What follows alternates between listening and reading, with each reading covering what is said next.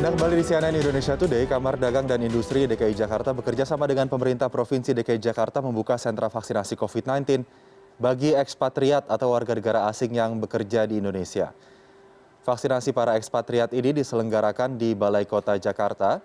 Dosis vaksin yang disediakan hari ini cukup untuk sekitar 300.000 orang. Untuk 2 kali dosis vaksin, para ekspatriat akan dikenakan biaya Rp700.000 yang dibebankan kepada perusahaan.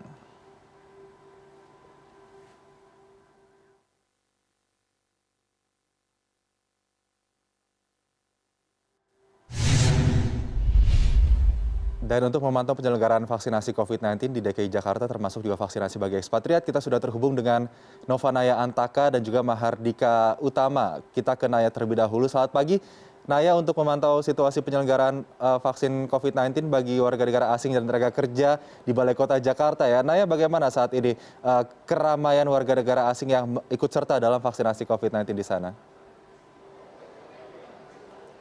Ya, selamat pagi Aldi dan juga pemirsa. Memang keramaian vaksinasi yang diadakan atau diinisiasikan oleh Kamar Dagang dan Industri DKI Jakarta dan juga Pemprov DKI Jakarta ini tampak ramai sudah dari pukul 8 pagi, di mana para ekspatriat ataupun para tenaga asing yang bekerja di Indonesia ini sudah ramai-ramai mendatangi program vaksinasi yang diselenggarakan di Balai Kota. Dan memang untuk hari ini 24 Agustus ada sekitar 300 ekspatriat yang akan melakukan vaksinasi di sini, di mana kuota yang disediakan atau ada pendaftaran sekitar 1.000 pendaftaran untuk ekspatriat yang ada di Indonesia. Lalu seperti apa skema pendaftaran ekspatriat yang ingin melakukan vaksinasi di Indonesia? Caranya adalah nanti didaftarkan melalui website Kamar Dagang Indonesia atau Kadin DKI Jakarta melalui perusahaan. Nanti dari situs website ini akan disediakan formulir dan memang ada beberapa syarat yang harus dipenuhi. Yang pertama adalah harus memiliki paspor, kemudian kedua ada KITAS atau kartu izin tinggal terbatas, kemudian usia di atas 18. Itu merupakan syarat utama bagi ekspatriat yang ingin melakukan vaksinasi di Indonesia atau tepatnya yang hari ini diselenggarakan di Balai Kota. Selain itu vaksin yang digunakan adalah vaksin Sinopharm.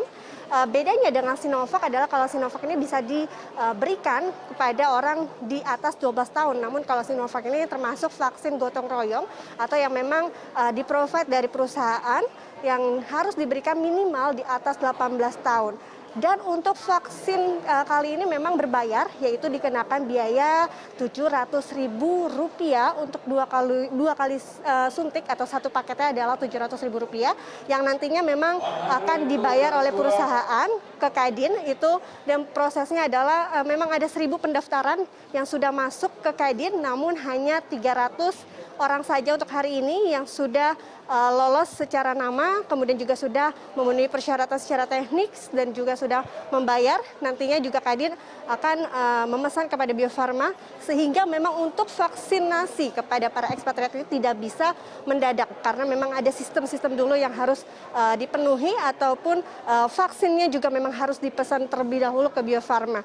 Dan memang tadi kami sempat berbincang kepada beberapa para peserta ekspatriat yang mereka merasa senang dengan dan juga antusias dengan adanya vaksinasi di Indonesia. Hal tersebut akan lebih memudahkan mereka untuk bisa beraktivitas karena memang seperti kita ketahui berbagai macam akses untuk bisa beraktivitas entah masuk ke mal ataupun beberapa data-data lainnya memang harus menunjukkan sertifikat vaksin. Selain itu juga ini berarti artinya masih ada 700 ekspatriat lagi yang masih menunggu vaksinasi dan rencananya memang akan dilakukan baik di Balai Kota ataupun di tempat-tempat lain seperti di hotel, dan memang ini masih dalam penggodokan untuk tempat selanjutnya. Dan diharapkan vaksin ini juga dapat memudahkan para ekspatriat nantinya untuk bisa kembali ke negara mereka karena salah satu syaratnya adalah sertifikat vaksin. Aldi. Vaksinasi bagi ekspatriat sudah dimulai di Jakarta, tepatnya di Balai Kota. Terima kasih, Naya. Selanjutnya kita akan bergeser ke Mahardika Utama yang akan melaporkan terkait dengan penggunaan vaksin Pfizer terhadap warga yang akan divaksinasi. Dika, selamat pagi. Bagaimana kuota dosis vaksin Pfizer yang akan diberikan pada hari ini kepada warga? Ya, selamat pagi Aldi dan dari tempat saya melaporkan pagi ini, yaitu di Puskesmas Kelurahan Lebak Bulus, Jakarta Selatan, sebanyak 60 dosis disiapkan setiap harinya untuk warga ber-KTP DKI atau domisili DKI yang sudah terlebih dahulu mendaftar lewat aplikasi Jaki untuk mendapatkan vaksin dari Pfizer.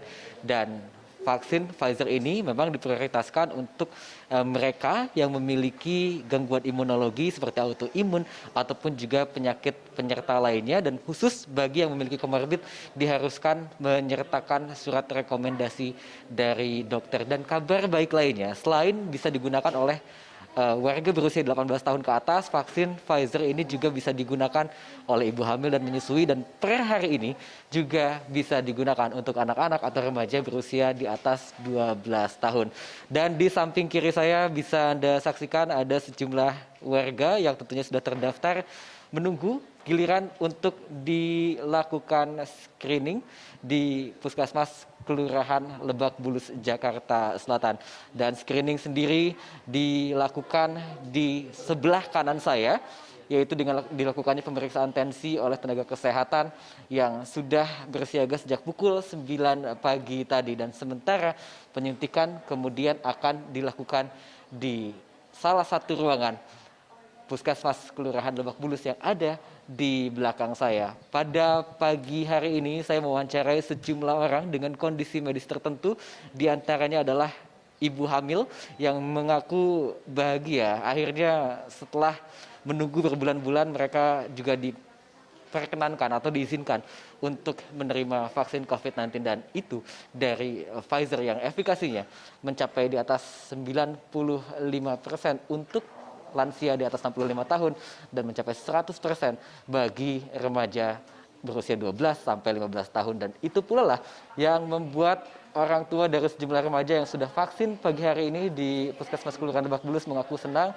dan bahagia anak-anaknya sudah mendapatkan vaksin dari Pfizer, dan diharapkan tetap sehat setelah vaksinasi tadi, karena memang kalau kita melihat secara teori ada efek samping setelah penyuntikan vaksin dari Pfizer ini, seperti halnya vaksin dari Moderna juga biasanya akan mengakibatkan pegal di bagian tangan yang disuntik, lalu kemudian juga akan disertai dengan demam selama 2-3 hari, tetapi hal tersebut adalah hal yang wajar dan tidak perlu dikhawatirkan karena merupakan efek samping dari vaksin yang menggunakan metode mRNA atau dengan menggunakan rekayasa genetik tertentu yang direkayasa menyerupai virus tertentu. Dan ini berbeda dengan vaksin seperti Sinovac ataupun juga Sinopharm yang menggunakan virus yang dilemahkan.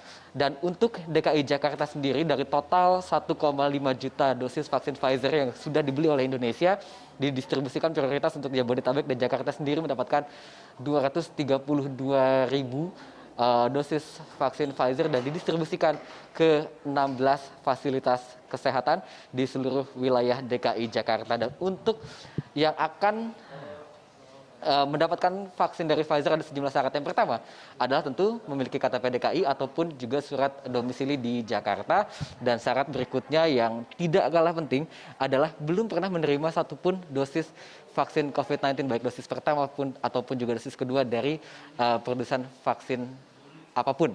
Dan yang ketiga, untuk warga dengan penyakit penyerta komorbid ataupun juga dengan masalah imunologi seperti autoimun ataupun juga masalah kekebalan tubuh lainnya harus disertakan dengan surat rekomendasi dari dokter. Dan terakhir, diharuskan juga mendaftar lewat aplikasi Jaki untuk mereka yang berdomisili di Jakarta. Aldi, kembali ke Anda. Baik Dika, apapun jenis vaksinnya, semoga ini semakin menambah semangat warga Jakarta untuk mengikuti vaksinasi untuk menambah kekebalan kelompok yang terjadi. Terima kasih koresponden CNN Indonesia Mardika Utama, dan sebelumnya juga ada produser lapangan Novanaya Antaka, keduanya melaporkan dari Jakarta. Selamat pagi teman-teman.